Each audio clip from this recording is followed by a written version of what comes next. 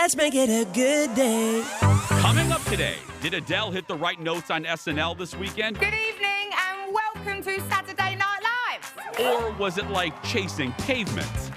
Then, so many of you told me to watch the documentary My Octopus Teacher on Netflix. Well, I did, and I can't wait to tell you about it. And Hunt and Gather has been a favorite for local shoppers for years. So what makes it so special? Kendall is taking us on a visit. Here we go. Let's make it a good day. We do it our own way. Let's make it a good day. Oh, no matter what they say. Oh, yeah. Welcome to a brand new week. We are live from our studios in the Twin Cities. Happy end of October. Welcome to the Jason Show. I'm Jace. Please give it up for my good friend, my sister from another mister. It's Kendall. Hello. Hello. Hello. Hello. Hello. How you doing?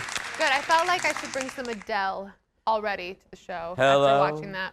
It's me. Yeah, we'll talk about Hello. SNL a little bit. How was your weekend?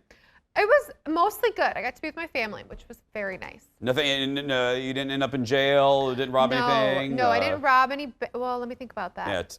Yeah. No. Okay. No, everything was good. How was your weekend? It was great. You know, Yeah? there's so many things I wanted to tell you. I wrote things down. So the first one was I want to say happy birthday to Mr. Big. I forgot to do that on Friday. Mr. Big, my friend, she turns 8. Or turns 5, I'm sorry. I aged poor Biggie. He's Poor 5, Biggie. so happy birthday. Happy birthday! And speaking of animals, I put this on my Instagram on Saturday. I love a good headline. Like, I wish I could be a good headline writer. The funniest headline of the month. May I read it to you? May I read it to you? Yes, please. It's from NBC News. Here we go. A pair of gay African penguins who made headlines last year when they stole an egg from a heterosexual couple have now stolen a lesbian couple's nest. That's right. The gay penguins are going for the lesbians now. You can't trust the gay penguins. I'm trying to think about you could like condense that title, but you really can't. No, you like, can't. It's just got to stay nice and big like Can't that. you be nice to the lesbian penguins, can you? Come on. Come on. We can't agree on much on the country, but can we agree? Be nice to the lesbian penguins. I love that. So that was the other thing. And then I want to say to the person on the train, I wrote, I love the North Star, celebrating 10 years, by the way. Oh. Sometimes I take the North Star from downtown to Anoka to spend Friday night at Serum's eating chicken wings with the family. So I hopped on the train, and I'm sitting there, and I have my AirPods in, and all of a sudden I start hearing Patsy Cline's Crazy. And I'm hearing, crazy, I'm crazy. And I thought I had my AirPods in.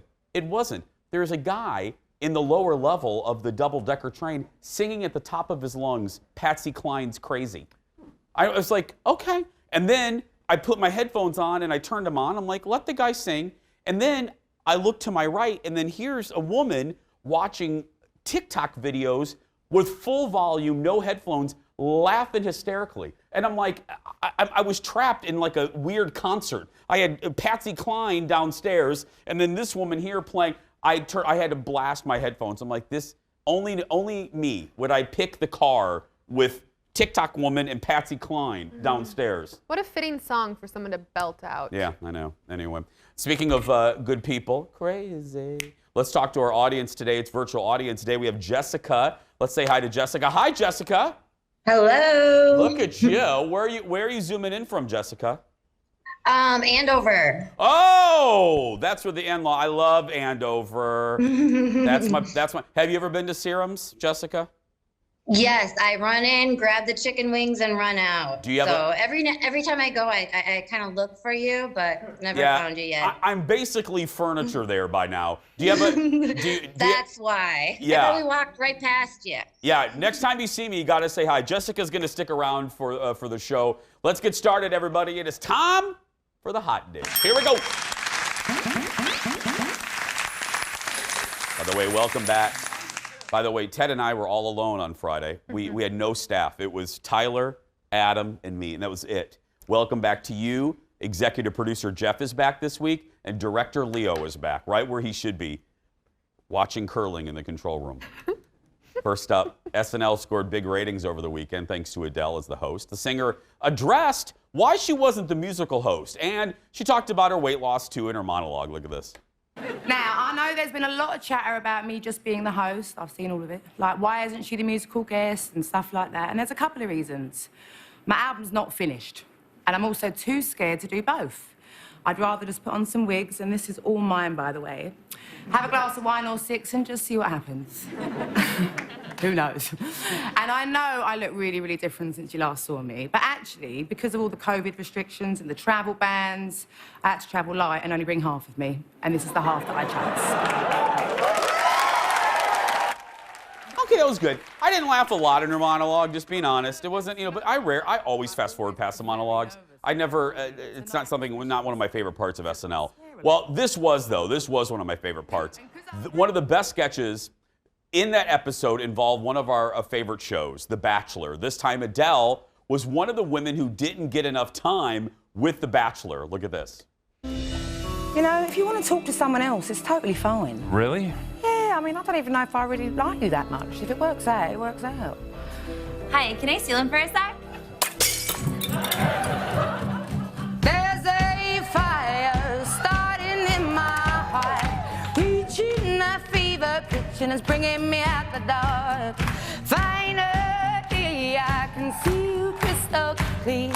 Go ahead and sell me out and I'll lay your shit bare. Okay, I'm a huge fan, but I don't feel safe with her here. Okay, you know what? I know there's still 20 minutes left in the show, but I think we got to call it with you, Adele. It's been a very intense night, and I think you should leave the mansion. I don't know if I call this a mansion, but I understand. Good luck, ladies, and thank you, Ben. I will now leave, and I will go quietly, I promise. There will be no more drama from me. Well, there was a little bit, because she sang a couple more songs in the skit. This was good, but this is an example of sometimes less is more. I think if SNL would have trimmed that sketch just a little bit, the joke kind of got old after a while, her singing constantly. It was funny the first 3 songs, but then it just went on a little bit long. Yeah, Jessica, did you watch SNL? You know, my boyfriend turned it on, and I had no idea it was Adele, to tell you the truth. And I caught the part where there were like 3 of them sitting there talking about tribal men. Oh, yeah. That was thank you for, see, Jessica is producing the show for us. Thank you, Jessica. Because one of the sketches that got a lot of attention for all the wrong reasons was there at the very end of the show, there was a tour, Africa tourism thing that was funny, but people are really upset because they thought it publicized tropes and stereotypes. That aside, I give this one like a C-, the whole episode. What did you think? Really? I know you disagree with me. Yeah, you disagree with me on this one. I really liked this episode. I really did. From the music, especially her second song. Yeah. That was much better. But I loved one of the other segments we're going to talk about, and I loved the very last one with the jeans. The jeans, which we See, can't say. I But know. the jeans, I just thought it was so dumb. See, and I didn't like that one. Really? Yeah. I love dumb humor, though. Like And that. why is Maya Rudolph in every sketch? Is she like a regular cast member? What is up with that? I'm honestly wondering that too, if they like paid her to already be part of it because of the Kamala Harris Yeah. stuff, and then they just incorporated her in other ways. Next in the dish, Minnesota native Josh Hartnett is opening up on his decision to leave Hollywood because remember, we don't see him anymore because he's keeping a really low profile. He's now 42. He lives in England with his wife, and he spoke to The Guardian about the last 20 years. Haven't heard from you for a while. He says he wanted to do smaller films, but after The Virgin suicide, Black Hawk Down, and Pearl Harbor, he was getting offered the same roles. And he admitted this, he burned bridges in Hollywood and then left town. He will soon star in a Canadian crime drama and is choosing roles that personally excite him. Yeah, he was he was hot. Like he was the it kid. I mean, he was the it in that era of like Ryan Phillippe and Josh Hartnett and Freddie Prinze Jr. He had Ben Affleck. He was everyone thought he was going to go far. That's why they put him in Pearl Harbor. Right. And then he just kind of disappeared. He did, and I always wondered what happened to him because, I mean, I had a huge crush on him because I was that age, too, that you just, like, go gaga for anyone. Yeah. When he was really big, and he was Minnesotan, so, of course, that's all we talked about. I just always wanted to pluck his unibrow. If I'm being very honest, he just had a little too much right here. Just wanted to pluck a little bit out. How did you even notice the unibrow when you have all the rest of Because I saw him at that an going on? ATM by Brits on Nicollet Mall, and he turned around and I got real up close. And he probably could have arrested me. He probably could have called the cop. But I got real up close. I just wanted to pluck a couple of the brows. Just saying. Just being Never honest. felt that way about him. Yeah, he was very nice, but historically, I haven't had good luck with him in interviews. Yeah, but And he always he's gotten like better. shut down. Yeah, I had an interview where I counted. He said 42 words. So, but we won't talk about that. Next in the dish, for the past few years, James Corden has been, I mean, think about it, the golden child of late night. But it seems not everyone is a fan of his. This just proves everything is subjective. Comedian Eric Andre was interviewed by Vanity Fair, and they asked him about Ellen, the whole Ellen situation, and if she should get, canceled because of the accusations that she has a toxic workplace. Well, he said if that's the case, James Corden is in trouble.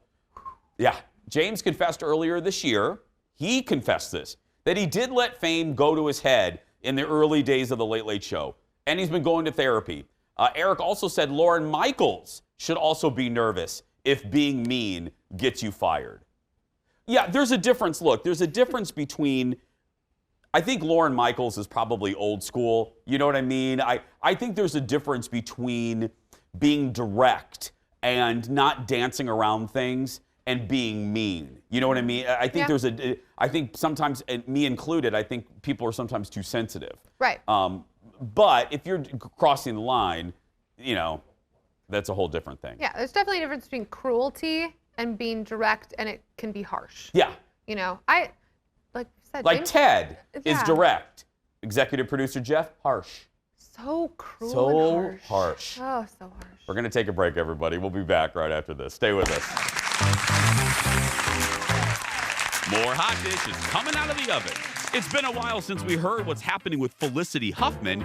Luckily, TMZ has the update. Then we've highlighted creepy shows, so why not a creepy read? Minnesota author Wendy Webb is back to talk about her new book, The Haunting of Bryn Wilder. And it's an antique store like no other. I mean, you can literally find anything there. Hunt and gather. Kendall is taking us along. That's coming up, so stay right there.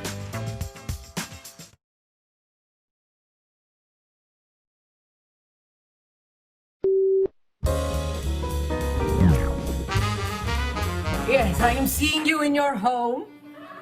Yes, and your boyfriend is there. Yes, you are in the home that you share together. Yes, and now I see him. He's washing a bag of Doritos with soap. Yes, and you are screaming at him. You're crying, you're screaming, that's not enough soap. You need to use more soap. I don't want to get it from a bag of chips. I see you on the phone with a man from FedEx. And you're crying, where is my adult coloring book? I need my adult coloring book. Wait, Annie, do you color? No, of course I don't colour. I mean, it's okay if you do. I don't colour. Psychic vision must be just off or something. This doesn't sound anything like me at all. I like going to museums and concerts and stuff. No, I see no concert in 2020. Only coloring. Monday, coloring. Tuesday, coloring. Wednesday, coloring. Thursday, yes. That's what it's like, getting a psychic reading in 2019. My favorite segment, actually, on SNL this weekend. Say hello to Jessica there joining us, part of our virtual audience. Hi, Jessica. She'll be sticking around all morning long. Well, on Mondays we get a special serving of hot dish all the way from Hollywood. Please give it up for our good friend Brad from TMZ. Brad, yet at another new location, Brad. Every time we see you, is that your home, Brad? That's beautiful. It is, Jason. It's starting to come together. So able to show a little bit more now that there aren't boxes all over the place. I love it. First up, I was thinking about this. We haven't really heard a lot about Felicity Huffman lately. What's happening? What's the update with her? Well, she's been busy, Jason. She had 250 hours of community service to complete And she just completed that, and her supervised release is now over as well. That officially came to an end yesterday. Remember those photos of her out in the prison yard? That was about a year ago this time.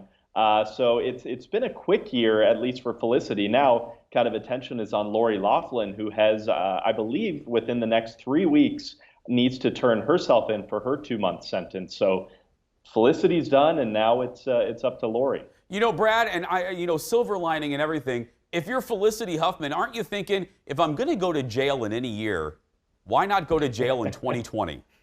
Yeah, Jason, she finished her sentence early, actually. Oh, okay. So she was okay, but that's what you got to think. I'm not going to miss out on much, so might as well just do it then. Now, a couple days ago, I was giving you a hard time because I said I never thought Brad would be delivering end of world asteroid news. So in that vein, I'm coming to you now for murder hornet news.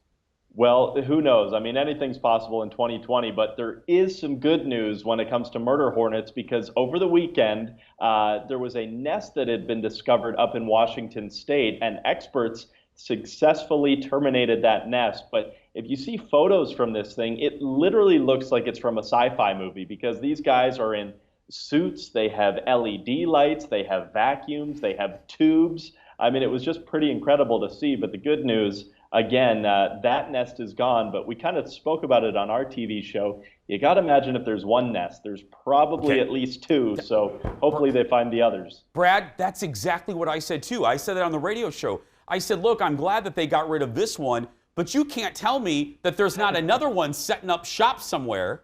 Or 20 others, who knows? Let's just hope they find them. Yeah. Finally, the election, obviously, 8 days away. Some restaurants want to help with all the waiting in line. We're going to be waiting in line maybe for hours. Yeah, it's actually pretty cool to see some of the groups doing this. I mean, we've seen companies like Uber and Lyft offer rides to the polls in the past. But this year, Grubhub is teaming up with companies like 7-Eleven, Burger King, and other retailers for food discounts on Election Day. So it's something like, for some places, if you spend $10, you get $3 off, $18, you get $5 off. So there's definitely a lot of deals to be had for people hitting the polls and looking to be fed well in line or even once they get home. You know, and at first you could giggle at this idea, but the more you think, it's actually a great idea, especially if you are realistically going to be out there for 3 or 4 hours.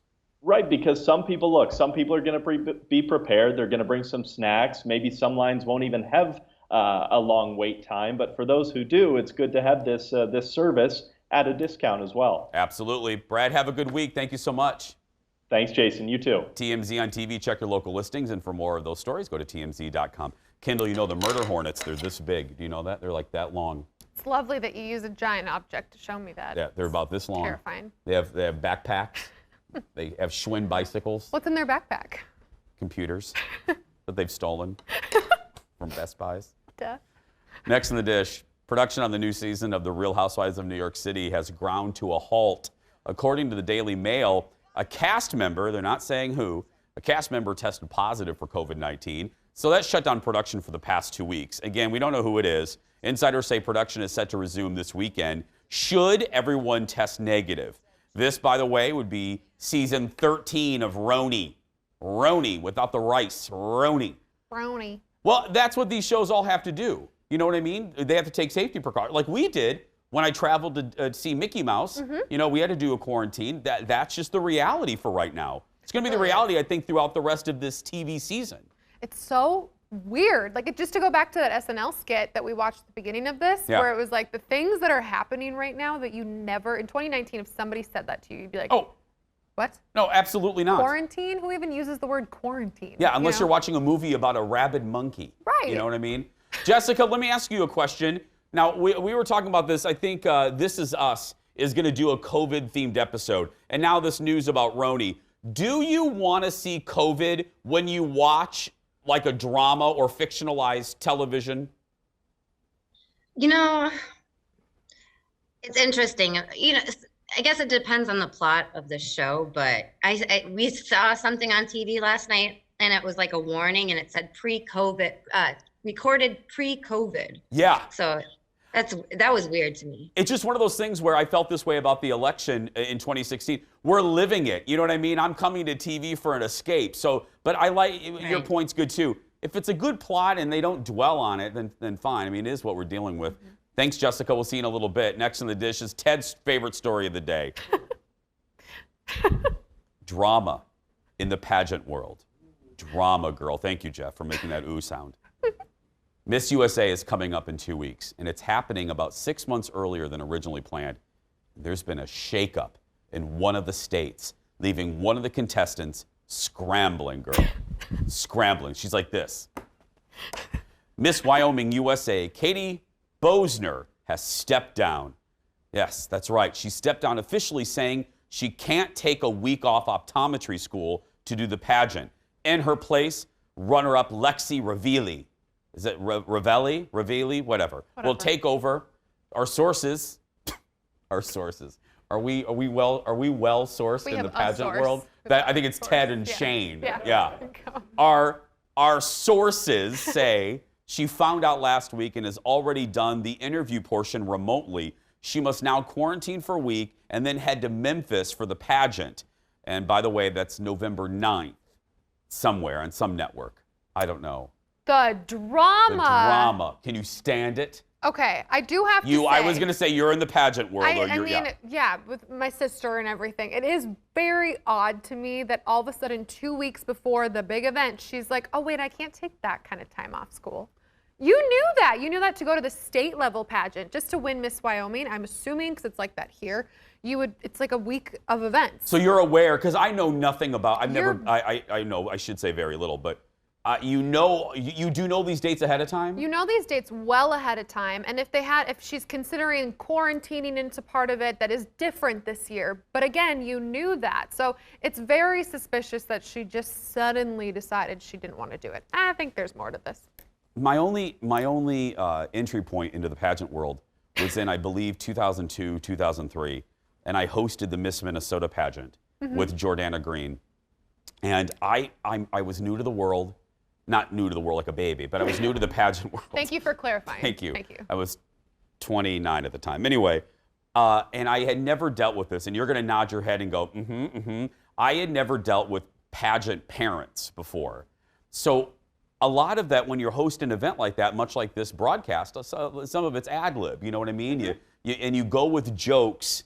We always say one of my favorite things of doing this is when something happens and you ride that joke for an hour. Like you and your dad and the shooting of the raccoons or whatever. Like, Mama, or the snake, Daddy shot it, and you run with that. Well, I did that with the pageant. I was hosting in one of the contestants, Brittany, was really funny. And she was having fun like with me. So I was, I guess, showing her an inordinate amount of attention in my ad. See, you're making a face, you know where this is going. Oh, you got in trouble. So I went to potty. I went on a potty break, and I'm in the hallway, and I was like attacked by Veronica from Edina or something. She was like another pageant girl's mom who ripped me up, down, sideways. She tore me to pieces because I was showing Brittany favoritism. And I'm like, I ain't voting. I'm like, I'm not the judge, I'm the host. But no. I learned a lesson that day. It was, oof. Well, what people don't know is that when something goes wrong, you have to kill time. And they can be like, keep going. And you're like, I have nothing else to say. I've been here for 5 minutes. Well, that has never happened on this show. Right, Adam? That's never happened. We've never had a guest cancel, and I have to tell the story of my friend going to the bathroom in the middle of the night and having a bat shoot up the toilet. That has never happened on this show. Never. I've never had to fill 4 minutes. No. Because a guest doesn't have the right Zoom code. Still ahead. Kendall goes on an adventure, but next, just in time for Halloween, a local best-selling author is back with her latest suspense novel. Coming up next, Wendy Webb will join us to talk about The Haunting of Bryn Wilder. That and more when we come back. Stay right there, everyone. Back in a moment.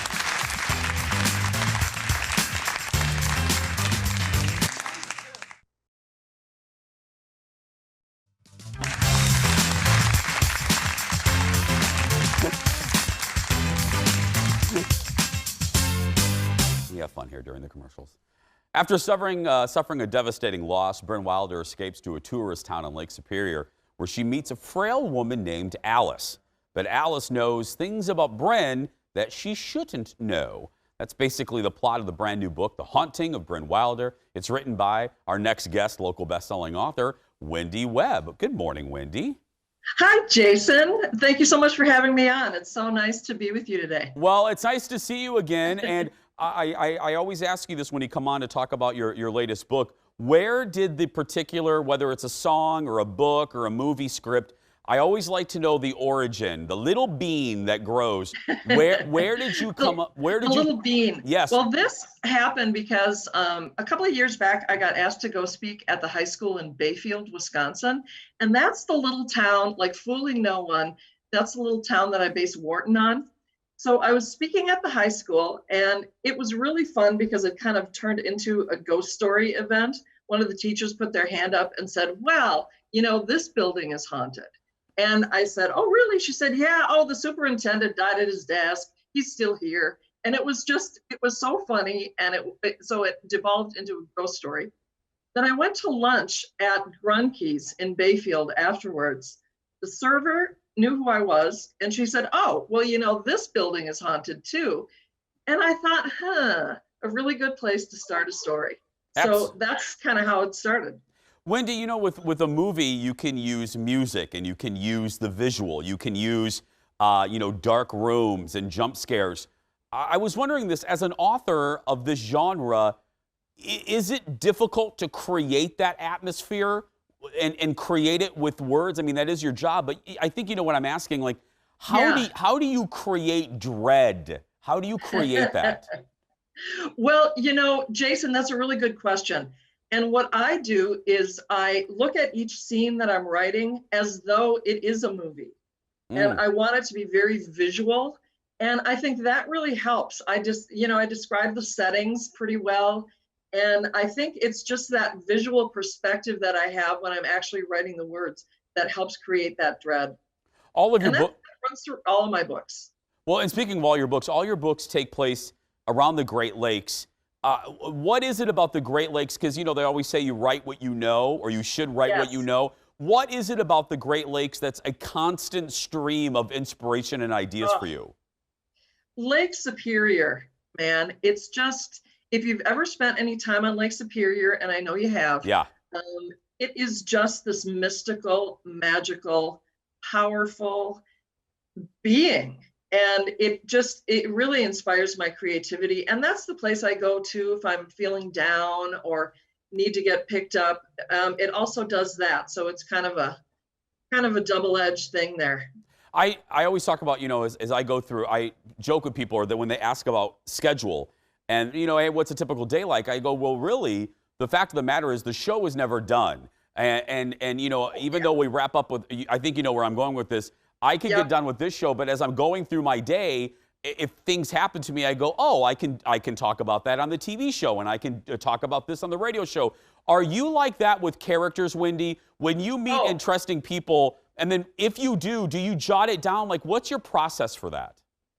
I do, and that's the thing about doing what we do, Jason, is that we're always at the office. Yeah. Because the office is right here, you know. And so, I do. And if I get ideas, I jot them down. But usually, most of my inspiration comes when I open up my computer and I just sit down. Like, I don't have an outline. I don't know where the story's going. And that's the fun of it for me. And I think that makes it fun for the readers, too. I once outlined and I had a big idea, you know, for a big reveal. And everybody saw it coming a mile away. So if I don't know, then my readers won't know either. And that makes it fun. Everyone's had a different kind of take and experience with dealing with quarantine. You know, I'm an only child, so I like alone time. As an author, Wendy, how have you made the most of the last 6, 8, 9 months? Oh, well, you know, frankly, my life has hardly changed at all because I'm home all the time. I mean, I can't tell you the last time I wore shoes, Jason. I'm home all the time. But it is a little unsettling to know that if I want to go out, I really can. you know? Yeah. And so there is that dread that's running through all of our lives right now. And I'm kind of picking up on that. And the book I'm writing now, I'm just finishing it actually today, my next book. And there's a lot of that dread running through there. And I think it came from everything that we're all feeling right now. I was actually going to ask you if it has spurned any ideas. Real quick before we go, I always like, because we're in people's homes with Zooms, is that a vintage typewriter behind you, Wendy? You noticed it. Yes, it is. I got it for my birthday a few years ago, and there's a little ghostly story around it. So that typewriter's haunted, man. Is it? Seriously? Yeah. When I first got it, I had it in my dining room, and I was supposed to be writing, but I was watching TV, and I was being really lazy. And all of a sudden, I couldn't find the remote. I'm like, weird. And I go into the living room or the dining room, and the remote is sitting next to the typewriter. And I thought, well, that's weird. Maybe I wandered in here. So I brought the remote back into the living room, started watching a movie. Again, it happened 3 times. So it's like the typewriter was going, right, don't sit here, don't watch a movie. Oh. And so I just started with my work again. Oh, I love you, but I would burn that thing in the backyard if that was doing it with me. I would burn that in a ceremony. There's no way. Well, Wendy, will you're wrapping up this next book. Will you please come back on the show to talk about the next one? I would love to. I love you, Jason. And I hope we can be in the studio next time. I hope so too. Wendy, thank you so much. The Haunting of Bren Wilder is available for pre-sale right now. It hits bookstores on November 1st. Support great local authors. Still ahead, I'm going to recap the Great British Baking Show and a documentary a lot of you told me to watch. Well, I did, and I'll tell you what I think when we come back. Back after this. Burn that typewriter.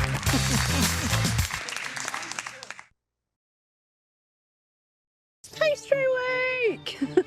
Pastry. Lovely pastry. Nobody wants a soggy bottom. Your version of the Cornish national dish, the pasty. We want crimping. That's gorgeous. You never have too much cheese. A bit more? I like to imagine that when Paul has a bath, he has a bath of egg wash. That's how he gets that nice bronze look. Welcome back. It's down to the final 7 of the Great British Baking Show after Pastry Week. Welcome back. I got a chance to watch the latest episode over the weekend, and if you don't want to know what happened, this is your official warning. There it is. Okay, so Kendall, it's Pastry Week, and I'm telling you, all of you watching, let me just say this. If you haven't ever watched the Great British Baking Show, my mother included, you know what it is? It is just a nice friend. It is just, especially in this crazy year that we're having, it is just, there's no drama. There's a little bit of drama sometimes when they're trying to beat the clock, but they're nice to each other. It is just comforting. It's a great thing to watch right before you go to bed. Anyway, so we're down to the final 7. It's Pastry Week, and I just want to talk about the signature challenge, which you saw there, the showstopper rather, where they had to create a tart. And they had to create a pastry cage around the tart. So for instance, you'll see one of the cages, those are samosas, but samosas like things, but you'll see what I mean by cages. They had to create a tart and then put a pastry cage around the tart. So it could be a dome shape, it could be a square shape, but they have to bake it and it has to be constructed well and it can't fall apart. You know, it has to make it through the whole demo. And one of them, 2 of them just did not work. The one with poor Linda, she made a multicolored dome and it was awful. I mean, it looked like Play-Doh. And she went to take it off the dome. You know, you have to bake it on the shape. You have to bake it like on the back of a bowl. And she went to lift it off. And we have moments like, I go, oh, I can't watch. Crumbled. So she laid them on the thing. And Paul Hollywood's like, what are you doing? And ultimately, spoiler alert, if you don't want to know, Linda went home. And I love her, but she needs to. I mean, I love you, but don't let the tent door hit you. It's just, yeah, she needs to go. She didn't do really well on any of the challenges. And then she always tries to aim higher and never does what she tries to accomplish. Oh, God bless her, though, for trying to aim higher. I know, Pete. Do we not love Pete? I love the Pete. Also, I also watched a new documentary on Netflix about one man's year-long encounter with an octopus. Here's a look at My Octopus Teacher. A lot of people say an octopus is like an alien. The strange thing is, as you get closer to them, you realize that we're very similar in a lot of ways. It's a hard thing to explain, but sometimes you just get a feeling and you know there's something to this creature that's very unusual. Very unusual and very smart. This, guys, please watch the end of our show and go watch this. Mom, I'm talking to you too. Go watch this. This guy, when the documentary opens, he's kind of at a weird point in his life. You know, we all have gotten like that. You just don't know what to do. Life's going in a weird direction. And he lives near Cape Town in South Africa. And there's this little forest down there, kelp forest, that he visits every day. And he meets this common octopus. And she starts to remember him. He goes down to the kelp forest every day to her den. He knows where her den is. And they start to develop a trust. She starts to trust him. And in that scene you just saw, she puts her tentacle out and touches him. And every day for almost a year, he returns to the den in that kelp forest. And you realize there's so many takeaways that I took away from this. But the one that I was just shocked was, I will never eat octopus again because they are so intelligent. They are so smart. I'm not going to give anything away. I want all you to watch it. But there's a scene where one of their their biggest natural predator is what's called the pajama shark. There's large numbers in that area of South Africa. And there's a point where she's getting ready to be attacked. And you're watching going, oh my goodness, oh no, no, no, no, no, oh no, no, no, no, no. And she outsmarts the shark. She realizes, Kendall, she takes her suckers and she jumps on the back of the shark, knowing that he can't do anything. So she rides on his back, knowing that she's safe there. And then when he starts to get tired, she gently glides back and goes to safety and returns to her den. Cool. Yeah, I won't tell you how it ends, but seriously, please watch this. My Octopus Teacher features filmmaker Craig Foster. And way to go, Craig. It's on Netflix right now. Both the Great British Baking Show and Octopus Teacher on Netflix. Two good suggestions for you. Still ahead, Kendall goes to a vintage amusement store. What? Well, she'll tell you when we come back. Stay with us. It's so good, Kendall. So good.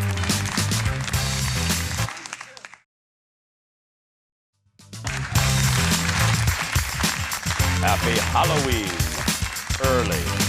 Well, it's a self-described vintage amusement store full of one-of-a-kind finds. Hunt and Gather Antiques is Minneapolis' favorite for years.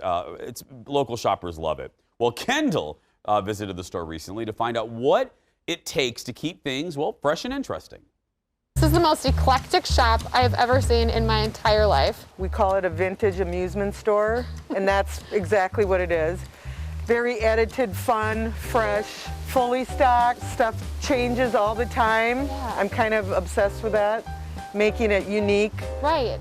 We have so many regulars that come in and they demand to see it different. So give the people what they want. Give them what they want. Okay, I didn't know this about the shop. So you have 17 different vendors within here. It's not just like you just go and collect all these things. They all have their own little stalls with their own unique style. We like to have different flavors as people walk through and try and not have too much overlap. Yeah. And that's, I think, the success of this shop is we have so many genres of styles. So we're just in the back right now, and there's letters on letters on letters on letters. Is like this one person's area, or does everyone kind of contribute to each other? This is my area with Charlotte. We control and own all the letters. She knows where every letter is. Like, you could play a little game with her and she would know where the blue lowercase r is. Are you serious? And she would know that we don't ever get J's in. We are low on M's, B's, G's. So we sell a lot of letters. We rent a lot of letters for events. Oh. If you're having a fun party and you want to spell something, or a wedding. Do you rent other stuff in here, or is it just... We rent everything. Would you say that, like, anyone who comes in here could find something that they'd like if they're willing to dig? 100%. Now we have kind of the underground label with people that this is their happy place. I'm honored to say that, and I completely agree. And this will be your new favorite store. We've reached this new landmark level, I think, where everyone that has an out-of-town friend in, they bring them here. Weekends, it's like a TV commercial. It's just bumping. We have the music cranked, and there's so many people through here. Getting all of these things, I want to know, like, where do you get all this stuff? It's flea markets, it's estate sales, it's house calls, it's, you know, your mom's neighbor. We have to dig it up, and it's hard to find the good stuff. But we are up for the challenge, and we achieve it, I think. That has to be a little part of the fun. Like, is for the someone fun. that loves to do this, to like go into some really old barn in Iowa in the middle of nowhere, be like, this is like nirvana. Oh. We've had some creepy experiences too, you know, where I'm gosh, up in a raptor and this guy is selling me like old carnival circus stuff, and he's kind of creepy, missing a few teeth, and I'm like, okay, I feel weird right now, but you have good stuff. But I really like this letter J because I can't find it anywhere. No, we can't. Any hints, any tips for me and anyone else who's going to come in here? Be original. So many people go to the normal way to decorate at home, and now with us, a lot of us being home more, have some fun with it. Too many people are scared to do that. Do it. Throw it up there and see how it lands. So. It's like, oh, throw it up there and see how it lands. I can't end it better than that, so. Okay. Off. Wow. Watching it, it's overwhelming. There's so much stuff there. I get that. I think a lot of people, I love vintage antiquing, things like that. One, you have to be prepared for that, right? I went in there and had so much fun in all the little pockets she talked about, how there's 17 vendors. I found an area, a specific vendor that I really liked, and I just kind of stuck around there. But it's a really cool place, like she said, to bring someone from out of town. They redecorate like once a month the front room, which is, I can't believe they do that. But I think it's just a really cool experience for people. Yeah. And I shop I say local, underwhelming. You know? I say overwhelming is a compliment. There's just a lot to see. It is. It's a lot. Just be prepared. Oh, our view. I love it. You all are going to love that place. I said when we were loved watching. it so much. Yeah. To learn more about Hunt and Gather, check them out online at, huntandgatherantiques.com. We're going to take a break. We'll be back right after this. Stay with us.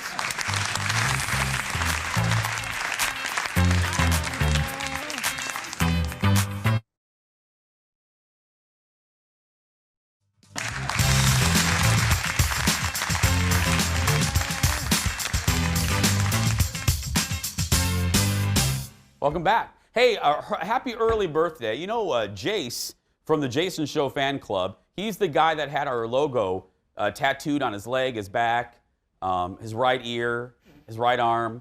Jace's birthday is a week from today, and I just have a feeling next week with the election, I have a horrible short-term memory, so I just want to say happy birthday, Jace, one of our best fans, just a friend of our show. Happy birthday. Hey, speaking of friends of our show, if you would like to be a friend, you can subscribe to our YouTube channel right there. Just search for The Jason Show on YouTube. Hit that subscribe button and also ring that bell. Hit that bell. It'll remind you when we upload a brand new episode. Thank you in advance.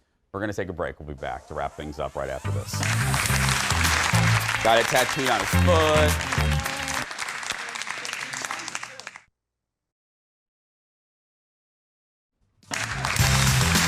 Welcome back to the program. Let's say goodbye to our good friend Jessica, who joins us via Zoom. Jessica, thanks for hanging out with us today, my dear friend. That was the fastest hour ever. I know, that's how I feel, because you know what? Because, well, first you got to come back and see us, but that's how I feel. We have such a good time. So will you come back and hang with us sometime? Yeah, hopefully it's not just this half.